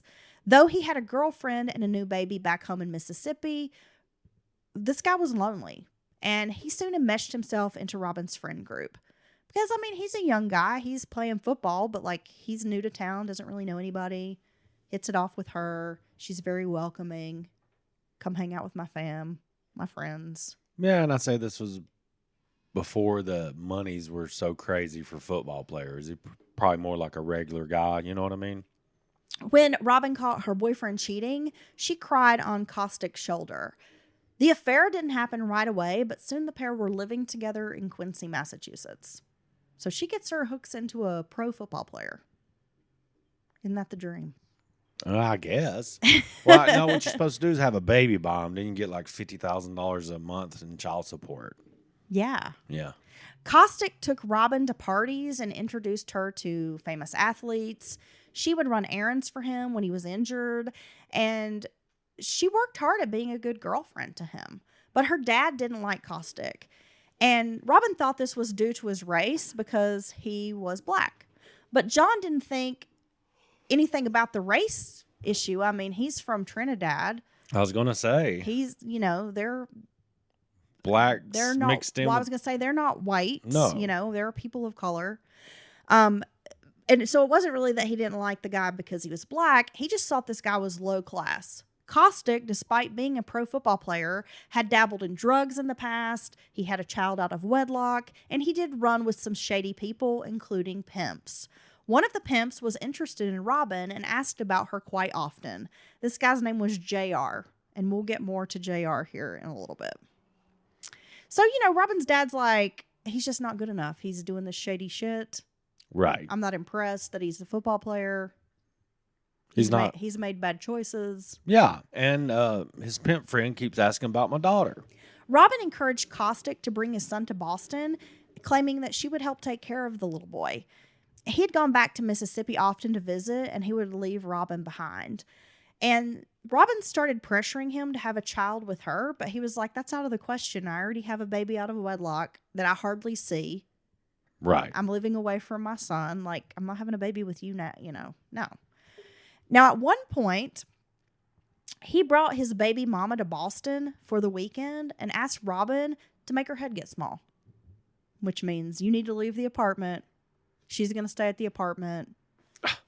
Okay. I'm hanging out with her this Well, weekend. hold on a second. But I mean, yeah, this is what a guy who has a woman and a baby back in Mississippi does. So I mean, Right. So then he takes his girlfriend / baby mama. I'm not really sure what she is at this sounds point. like at least a baby mama. Yeah. So he takes her to one of the football games. And he didn't know that Robin had managed to get tickets. So she was there with her brother, sitting very close to them. Staring at Robin them. didn't confront him or cause a scene, but it did make Caustic feel very uncomfortable. He felt that Robin was becoming controlling and pushy. He soon told his girlfriend that he would be spending the off season in Mississippi so he could get to know his son more. And when he told Robin this, she was destroyed. He then announced that he was returning to Mississippi to marry his baby mama. And Robin was stunned. She had tried to get him to stay in Massachusetts, but she didn't have any luck and just couldn't believe that he's leaving me to go be with his baby mama. Again, that's what happens when you mess with someone. Well, I'm just saying, if someone will cheat to be with you, they'll cheat on you. I mean, that's just the bottom line. A week after he got married, Caustic's mother-in-law's house caught on fire and his young son was killed by smoke inhalation. Oh my gosh. I know, it's very sad. Then he learned the Patriots were trading him to another team. With all of this bad news, he flew to Massachusetts to see Robin, and they spent the night together talking and crying. But he told her, I am returning to Mississippi, and that's when Robin accepted that he was out of her life forever. Okay. But he did consider her to be, like a best friend. By late 1981, Robin was in the company of another man. His name was JR, and he was the pimp friend of her ex-football boyfriend, this Caustic guy. Clarence, known as JR, told people he was a barber. He had a live-in girlfriend named Savvy who had been working as a prostitute in the combat zone for about 7 years. JR held the threat of her being deported because she was also from Trinidad over her head so she would keep selling sex. So he's not a good guy either. Well, of course not. Robin told people she was moving to California, but instead went to work for JR, moving into his apartment in Natick with his girlfriend Savvy and their young son. As she spent more time with JR, her family noticed changes in Robin. She took to wearing extra makeup. She dressed flashy in fur coats and started wearing her hair kind of extra done up. Like super curled, big party hair. So what she's doing is it's going to draw in a lot of attention to her. Very Yes. flashy, flamboyant. Yeah, and her family was like, Robin, you've always been a natural beauty. You don't need to go to all these lengths. Like, you don't have to pile on a bunch of makeup. You don't have to pile this big hair, wear these rollers and make your hair big. Like, you're pretty without all that. You don't need to be wearing all the gold and flash, right? But she felt she needed to do this, I guess, to make money. But her family is like, knowing there's something going on with her and that things are different with her, but they couldn't get Robin to let on like she had any problems. She wouldn't talk about her personal life, what she was into, but they knew something was up. Robin didn't have any of the usual marks of a girl who turned to prostitution. She was born into a middle-class home surrounded by a loving family. Robin had not battled drug addiction. She had never been abused. As a girl, she had never been a runaway. She wasn't helpless. Robin was smart and very capable. She had never been the sleep around type, though she had boyfriends in the past. So when people learn that she is into prostitution, they are just dumbfounded by this, right? Right. What Robin did have was a tendency to do whatever it took to gain a man's approval. For Caustic, she had abandoned her Catholic faith and began studying to be a Jehovah's Witness. That's a big decision, Yeah. right? For JR, she was willing to become a sex worker. Her former employer at a place called Screen Print, where Robin had worked as a graphic artist, said she had spent 6 months with her nose buried in the Bible. Then suddenly she started going out to nightclubs, and he was shocked to learn that Robin had quit her job to turn to sex work. Me and Robin walked the same path part of our lives, because I became a podcaster to garner your attention. And You already had my attention. I think that I think it worked, and you just let me know what else I need to do to keep you. Put shit back where it goes. See, that's what I'm talking about. Okay, I what got a else? list What of else? things that you need to do. Well, okay, give me a couple other things off the list so I can start working on it. Put shit back where it goes. Stop Don't starting fart sentences in the room. in the middle of a thought. Because you start to Yes. tell me something and I have no idea what you're talking about, and I'm very confused because you just start mid-thought. Yes, okay. Okay. I can work on that. Yeah. Okay, what else? That's it. See, I'm a pretty good guy. Yes. Yeah. No drinking. No, none? Well, hold on a second. It's stupid. Yeah. None? Well, you're really No, obnoxious. no so drinking to excess. you're- Say that. You're obnoxious. Say to excess. I Say mean, it. there's a whole Say the list. words. We got to get back to this. Say the fucking words, Heather. Oh, You're a sorry. little bitch. How about that? Yum, you're a bitch. Make your head get small. Hey, I've not been drinking a lot. I'm gonna get your back dirty. I don't get drunk all the time anymore. Just come on, let Thank them know. God. Well, yeah, I'm saying I made that decision. Yeah, because your ass is obnoxious. Yeah, I'm a Nobody little wants- much. Nobody wants to be around you and you being all, I don't even know what the word is. Too much. Too much. Yeah. JR started his sex workers out first doing massages. Ooh. Robin was able to talk her way into getting a massage license at the Board of Public Health in case of a police raid. I'm a masseuse, bro. Yeah, she was able to go talk them into letting her have a license. Like, were you just massaging his penis? Now, Savvy, if you remember, that's JR's girlfriend, baby mama. That's it. It sounds to me Also his bottom bitch. his bottom bitch. Yeah. Savvy mentored Robin about working the zone. Savvy was a drug user who sometimes had erratic behaviors, but the women still grew close. JR had another girl who'd been working for him named Cynthia Plowden. She had been a top earner, pulling in $3 million in just 3 years. What the fuck? But after a while, she got tired of the life and left JR. So he was looking for another Cynthia, and Robin fit the bill. Because this Cynthia is a lot like Robin. She was beautiful, like model pretty, good personality, and just made money hand over fist. Why can't he just retire if his chick's making $3 million for him in 3 years? That's $1 million a year, dude. Because you know he's buying fur coats and diamond earrings and shit. Okay. Pimp. He has a pimp. Oh, his pimp chalice. His pimp chalice, and he's got, hats. He has to buy custom hats when you're a pimp. It's true, and then you got to get like a custom roof in your car. Because Apparently, of the this hat. guy would wear a fur coat with purple pants. He had to get custom purple pants made. You can't just go buy purple pants in 1982 on any street corner, Dylan. No, those are tailored. They're not selling purple pants at the Walmart, They should. the Costco. You're telling me you can't get purple pants in bulk? JR was able to charm these women. He convinced them they were on the verge of living an extravagant lifestyle. He would take them to expensive nightclubs, buy them nice clothes, take them out for fancy dinners, and then he would say to them, "Do it for us, baby." Yes, I like that. He used the old carrot method. Cynthia would later tell police that JR had a way of making a woman feel like a rock star, especially if she was insecure or had low self-esteem. Robin's family will later share their beliefs with reporters that she got into prostitution due to coercion. They were like, there's no way she would make a choice to do this on her own. Like, she had to be manipulated and coerced into doing this. Robin was a beauty with brains, and they were like, there is no way that she made this decision without being influenced. But, Dylan, I almost think she liked this work. Well, no family's ever going to be happy, typically, about anyone in their family getting into sex work, right? So they're oftentimes are not going to be able to admit to themselves that that's just what they want to do, and they're willing to do it. So it doesn't surprise me that in their mind she must have been forced into it or coerced.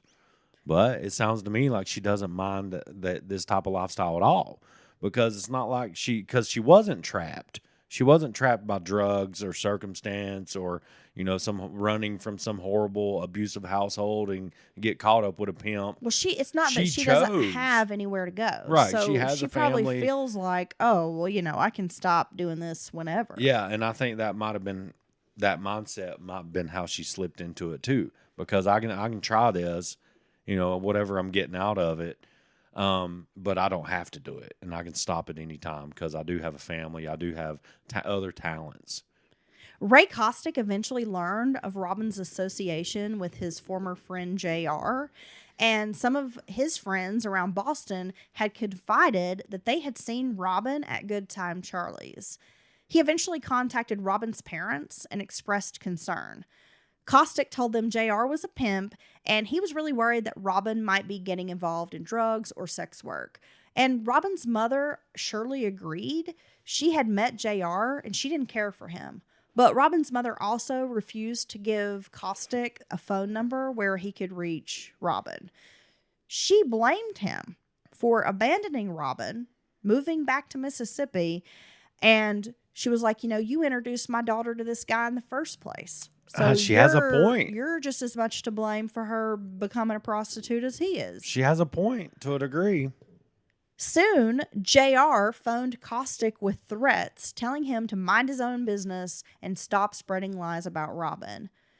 When Kostick was finally able to reach Robin by phone, she told him she was not interested in being friends with him anymore, and basically he should just fuck off.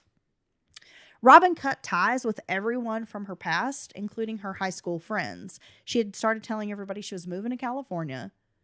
She was barely keeping in touch with her family at this point. She alienated herself further from family, and no one from her former life had any idea what she was doing.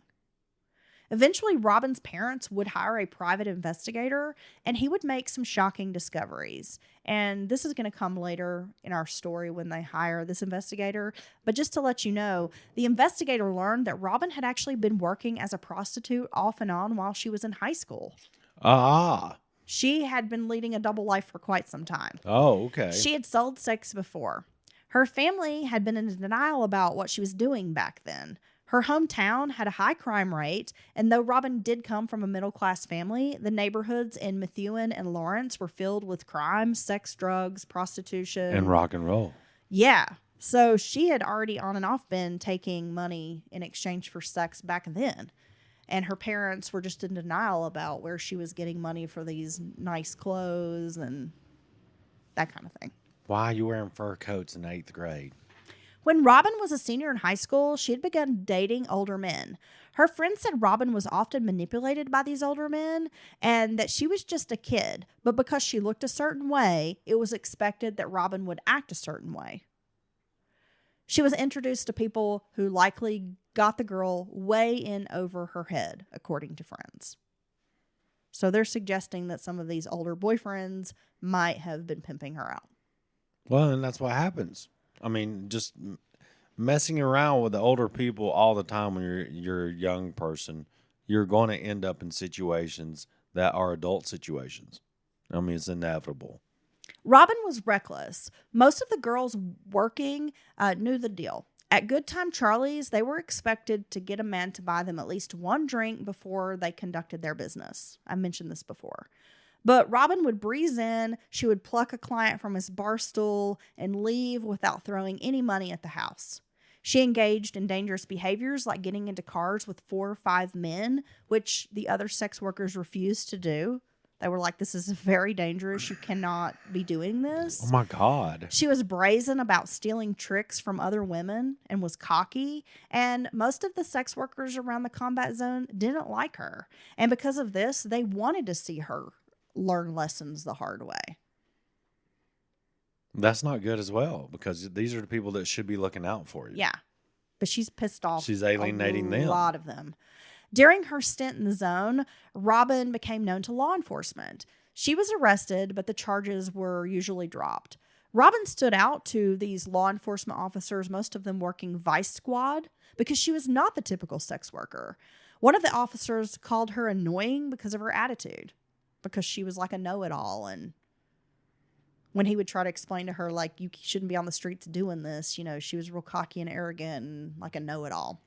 One arresting detective even called Robin's parents when she was taken to the police station, not because she was a minor, but because he knew she wasn't supposed to be on the streets. He was like, you're a good girl from a good family, and I bet they don't want you out here. And so he called her parents. And they were, of course, embarrassed when they arrived at the police station. There was a dramatic scene, but Robin refused to go home with them.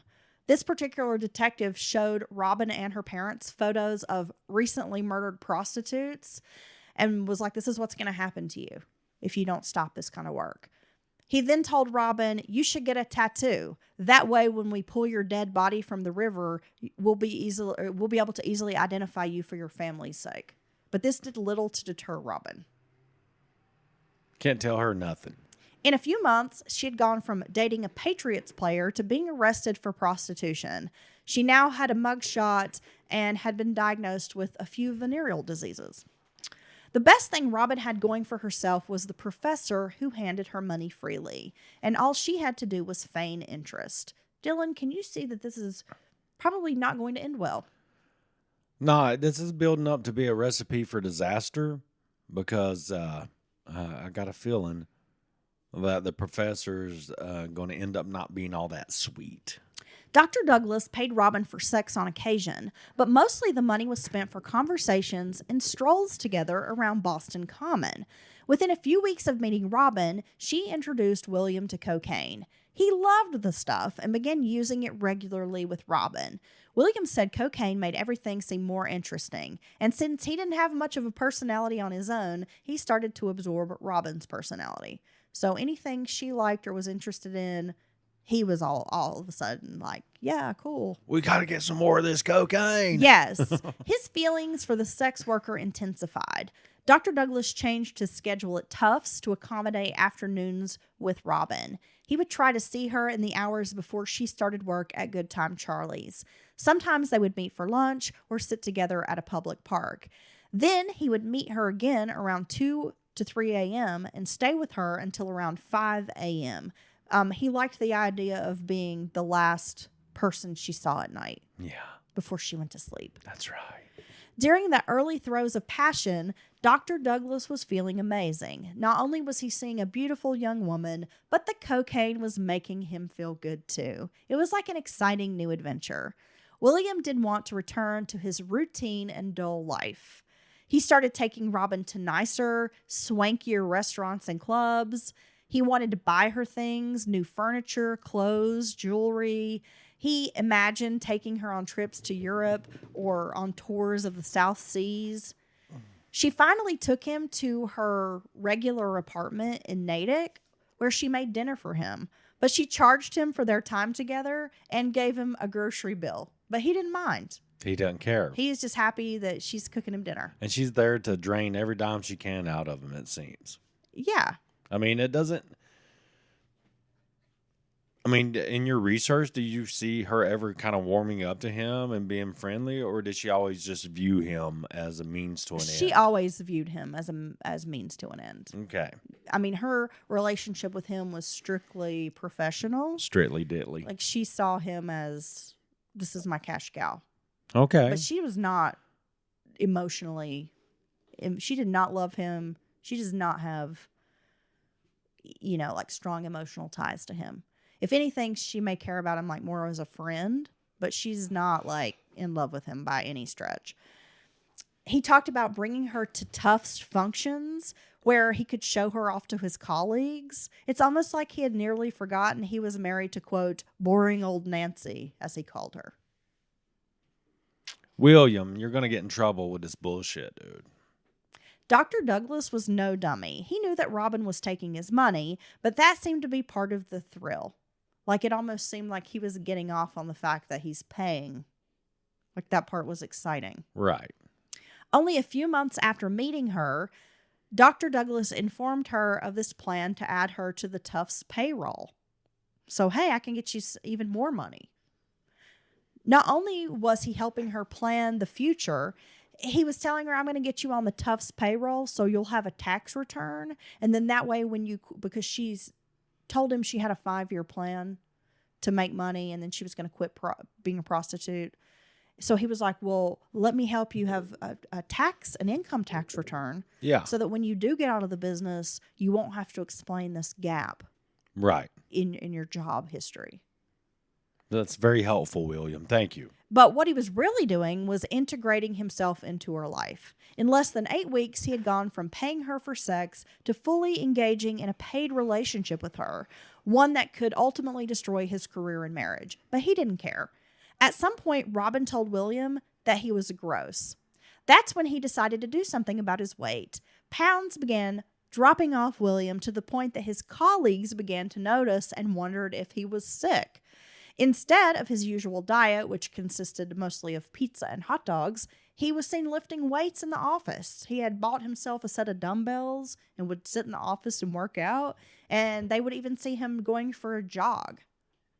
Like during the middle of the office, hours, he would leave and go on a run. So he's all of a sudden very concerned about his physical well-being. He ended up dropping about 40 pounds fast, even taking to starving himself. He was spending so much money on Robin that he couldn't afford a new wardrobe and was still wearing the old clothes that were all ripped and stained and gross, but now they were falling off of him. So he looked even more like goofy than before. What the hell, dude? Because the weight supposedly came off in like strange places. And so now people described him as his body looked like a funhouse mirror image. Well, if you're depending on how you're fat, where you're fat at, and you lose it very quickly, yeah, you're probably going to look a little odd. Your skin's going to be hanging. I know I have very strange places. Weight comes off me until it gets done. Come in that spot, it doesn't come off anywhere else. What the hell, dude? Mine does that too. My weight comes off everywhere but my gut. That's a back fat. Some very big supplies of it. I just always look 6 months pregnant. I can work out every day and I'll be like fit, but then I'll just still have a big fat gut. It's because it's not fat. It's inflammation. It's inflammation. I know. Because you can't get any help from our healthcare system. I know. All the doctors are just like, maybe you should try exercise. They're like, fuck you. As I just came from the gym. Fuck you, Heather.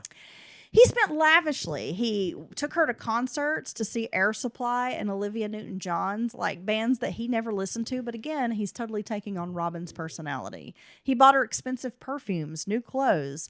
He was starting to go broke, so he had to come up with some creative ways to make money for their dates.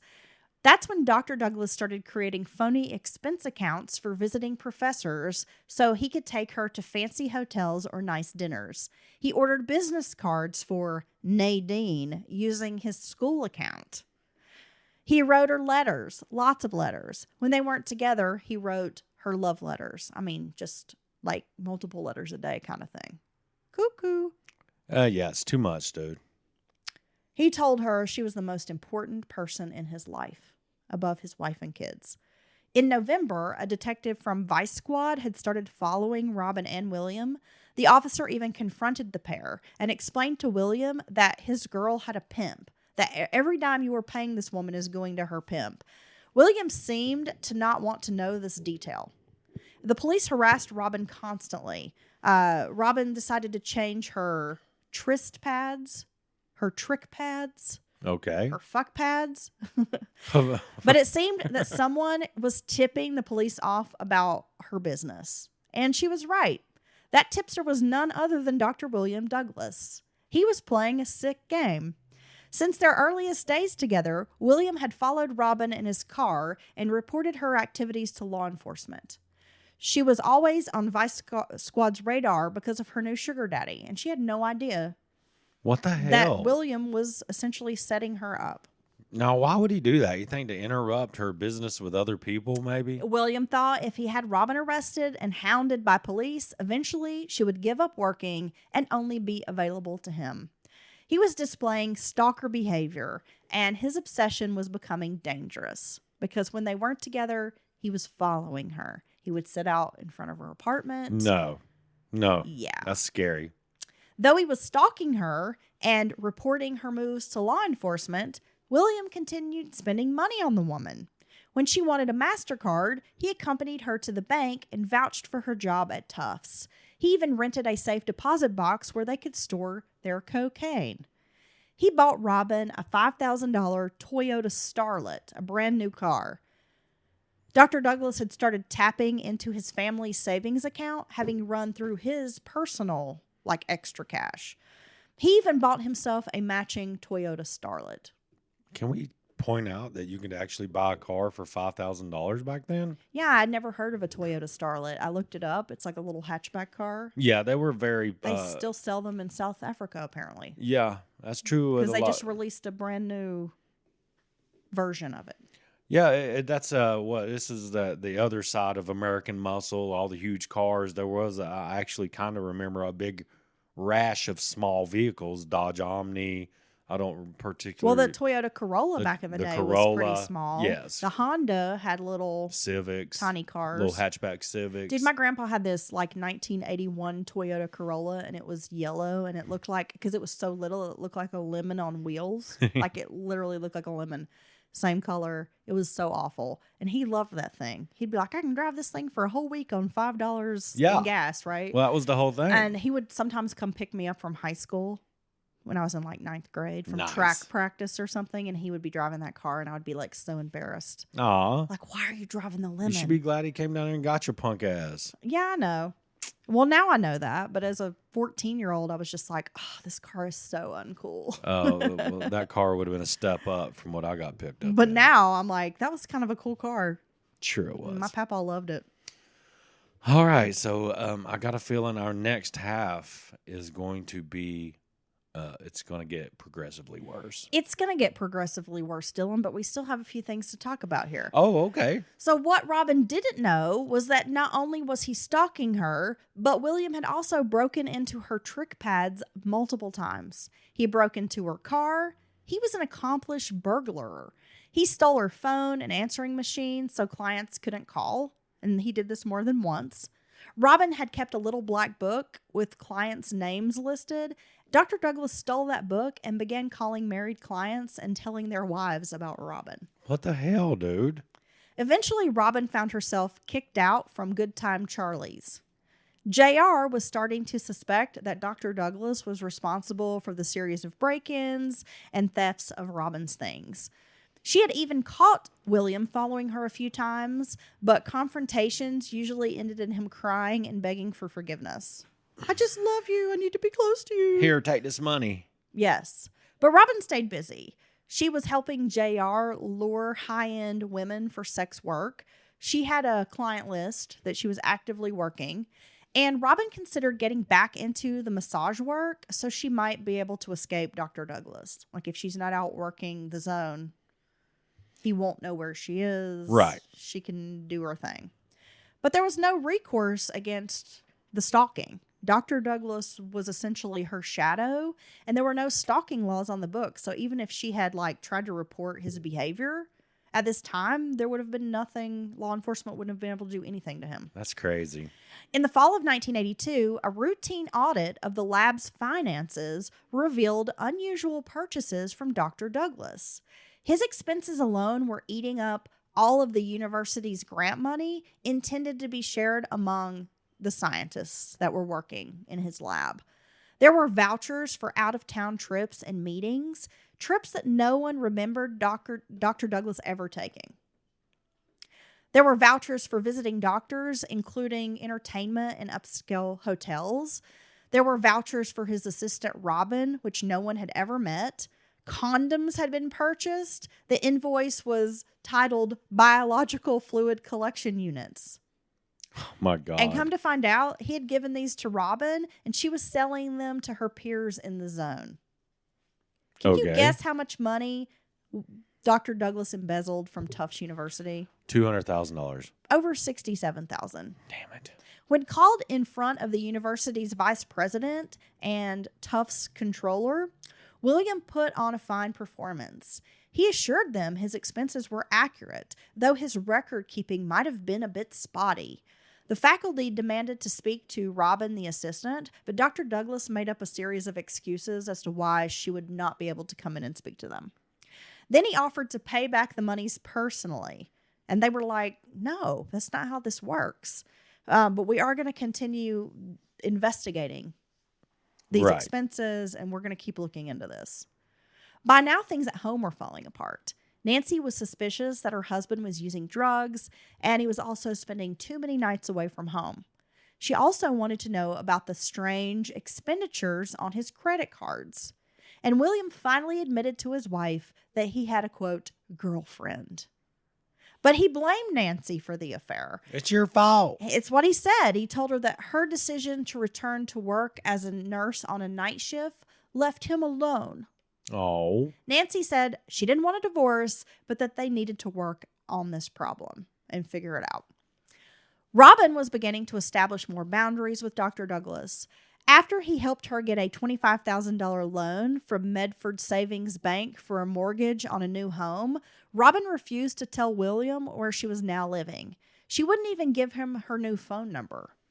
What's she trying to hide from him? She had learned of the embezzlement issues at his job, and she was worried. Robin wanted to put some distance between herself and the professor. She did not want to get roped into this embezzlement because, you know, she's been getting paid for work she's not done. Yeah. Right. So she's been the recipient of his fraud.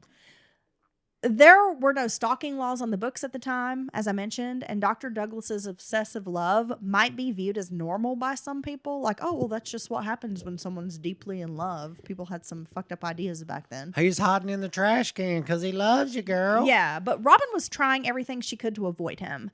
He knew that she was moving, and he decided he would watch her old apartment so that he could maybe learn about her new residence, like if he followed her. Yeah. So it was like New Year's Eve. He's parked in front of her apartment thinking she's going to be moving, but she doesn't leave the apartment all night, and he's very disappointed. Finally, on New Year's Day, this was New Year's Day of 1983, Robin called Dr. Douglas. This is when she informed him, "You're a pest, and I don't want to see you anymore." He was devastated. He just couldn't wrap his head around it. He really thought they had something special. Yeah, I don't know what I'm doing to pester you besides follow you everywhere you go and break in your house and try to make your life a living hell until you just stop everything and be with me. But other than that. He spent New Year's Day, 1983, writing a long apology letter to Robin. And he spent more letters in the days to follow until she softened and agreed to meet him on January 5th. During that time, they met up for like 2 hours in a public place. They were just talking. And he offered to take her on a date, take her to one of the nicest seafood restaurants in Boston. He would take her to see the Rocky Horror Picture Show again, something she had taken him to do earlier in their relationship. But she refused. She just did not want to have anything to do with him anymore. The audit was uncovering more expenses. The university was growing impatient with the flimsy excuses and really the audacity of Dr. Douglas, because he had decided to create this scam in the first place. And they just couldn't even believe how such a renowned, brilliant scientist could just be such a shitbird. Yeah, why would you do this? Put everything on the line for this. He couldn't be fired because he was a tenured professor, but he could be prosecuted in court. Most of Tufts' upper faculty administration wanted to keep the matter quiet.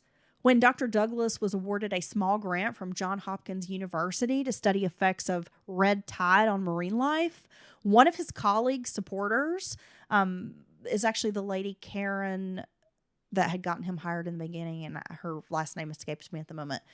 She told him, "You should probably wait until the money matters have been cleared up here at Tufts before you accept that grant money. It Right. would look better for you to wait until that's figured out. That's when he admitted to her that he had been seeing a psychiatrist for personality issues. Yet the help he was getting was more to cover his own ass in case this financial investigation went further. He thought if he claimed he was getting psychiatric help and had a personality disorder, that they wouldn't prosecute him for embezzlement. Right. On January 11th, 1983, Dr. Douglas was finally suspended from Tufts.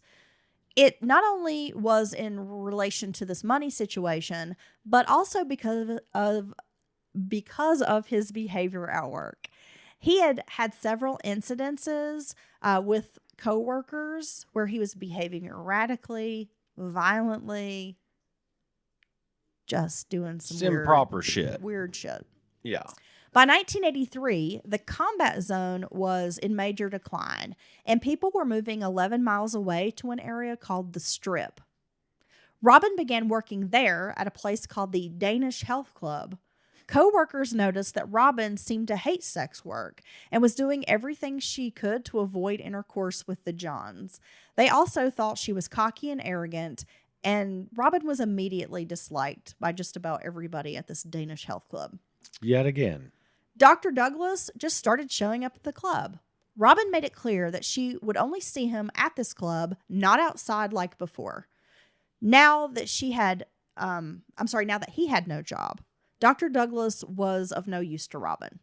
Because, not only does he drive her crazy, she doesn't like him pestering her, but now the guy doesn't have any money. So she's like, what? You're no use to me. I don't want to Tufts. have any relationship with you. I'm sure the university cut off her payments as the assistant and all that's been put on hold. So, yeah, she literally has no use for him.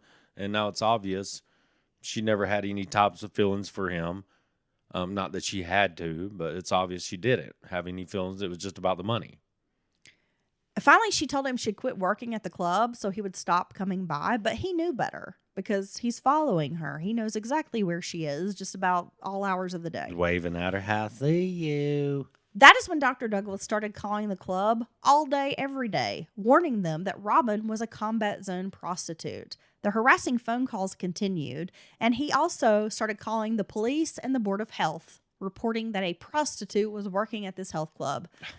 After about 3 weeks, Robin was fired. What the hell, dude? So now she has no money coming in. Dr. Douglas received an offer from SUNY, the State University of New York, for a professorship, which would start in 7 months. Plenty of time to iron out details with Nancy and Robin. He invited Robin to Plattsburgh for a week where he was attending a conference and told her he would pay her $1,000 a day if she would travel with him to this conference. Come on, bro. She only agreed to go for 2 days, so he paid her $2,000 for these 2 days. After this, Robin called Nancy and told Dr. Douglas's wife she no longer wanted him bothering her. Okay. So this just is going to blow shit up. That's not good. Robin would later tell Dr. Douglas that it was JR who had forced her to make this phone call, that she hadn't actually wanted to call his wife. On March 4th, Dr. Douglas spoke with Robin by phone, trying to, quote, reason with her, he would later say. Robin spent the next day, a Saturday, running errands, and then met a new client, a real estate developer in Boston's West End. She was trying to now rebrand herself as a high-end call girl because she didn't want to work the zone anymore. They ran her off from the health club. She needs to make some money, but she doesn't want to be out working the streets. Right. Well, they didn't have sex. Instead, this client paid her $30 for a few minutes of conversation, agreeing that they would set up a date in the future. Okay. Like he wanted to meet her, get to know her, I guess, before he fucked her. Right? Oh, yeah. Well, I mean, that's the way to do it. Yeah. Yeah, you want to get to know them, their wants, their likes. Robin left his hotel around 9:45 p.m., and it was the last time anyone would see Robin Benedict alive. Oh, my God. Or just see her, period. Jesus. We will return with part 2 to find out what happens between Robin and Dr. Douglas. Damn it, William. We'll be releasing the second part of the episode as our midweek Instead of a news recap, we will bring you part 2. Yeah, I want to know exactly what happens. Do you want to know what happens? Yeah, I do. I think it's a very interesting story. No, it's been interesting up to this point. Right? Yeah. Thank you. Strange case. Thank you very much, Heather. It's just so odd. You've got Dr. Douglas, who seems so square, but then it's like he's got this double life. He has these certain sexual interests, Yeah. right? Mm-hmm. He's been living this quiet, boring life. And then it's like once he gets a little taste of what he's after, Some coke and ass. he loses control Yeah. completely, right? I'll say a combination's got more than one over the years. Coke and ass. Coke and ass, huh? That's right. I'm going to title this episode Coke and Ass. This is a good 80s Coke, too. Okay, Dylan, we will be back on Wednesday with the conclusion of the murder of Robin Benedict. I cannot wait. I know you can't. I will sit around with bated breath waiting. Oh, yeah? Yeah. Okay. So if you have a case suggestion for us, they can always email us, mountainmurderspodcast@gmail.com. We also have our giveaway happening on Instagram. I wanted to make mention of this. If you follow us on Instagram at Appalachian True Crime, we have a post there where we're doing a sticker giveaway. And we have some brand new Mountain Murders magnets. They're great. And we're going to be picking 5 merch winners. We'll be announcing those winners on Saturday and sending out some of this cool new merch that we have.